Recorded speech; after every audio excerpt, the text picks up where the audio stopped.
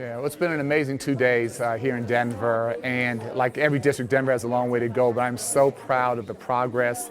I'm so proud of the momentum, so proud of the sense of urgency here in Denver. And by any measure, Denver, I think, is the fastest growing public school system, urban public school system in the nation. And what folks are doing here collectively is increasing public confidence in public education. And there's so much innovation, there's so much creativity, there's so much focus on leadership. It's really inspiring. This is how I learn. I don't learn sitting at my desk in Washington. I learn by getting out, talking to real people. I'm a huge fan of your superintendent, Tom Boasberg. I think he's doing a fantastic job. And we want to continue to learn what's happening here and how we can replicate some of those lessons in districts across the country.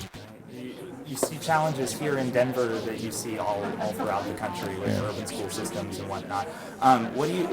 Is there an example? Is there something that you saw over the past 2 days that you go, hey, we got to take? Well, there are a couple of things that I think are so important. First of all, I think there's a laser-like focus on turning around underperforming schools and not accepting mediocrity, not accepting failure. And that work is hard, it's controversial, it's tough. Can also be joyous, and I would argue it's some of the most important work going on in public education today. So real thoughtful leadership there.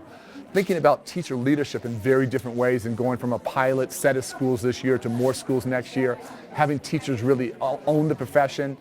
I think that is a huge deal, and we're trying to start this Teach to Lead initiative across the nation. And Denver, again, quite frankly, is a couple years ahead of the vast majority of districts around the country. So thinking about turning around underperforming schools, thinking about teacher leadership in really profound ways, thinking about principal pipelines and how we get the next generation of great principals in all of these areas, there's a thoughtfulness, a comprehensive approach that I think is pretty remarkable. Cool. Anything that you saw from the kids the past couple of days as you kind of went around to these schools? Yeah, the kids are what keep me going. And what you see here is honestly what I see everywhere. I see students who are working so hard, who want the best. Not every child born with a silver spoon in their mouth. Many first-generation college goers.